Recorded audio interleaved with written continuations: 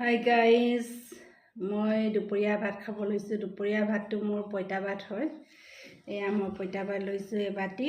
ইয়াত মই পানী আৰু মিঠাতেল, খাটি মোৰ সৰিয়হ মিঠাতেল আছিলে, এইটো কেঁচাকৈ দি দিছোঁ।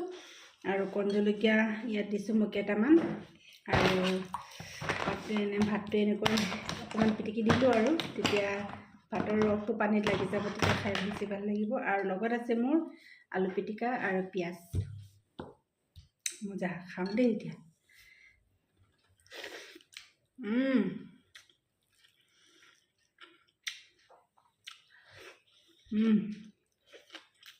মজা।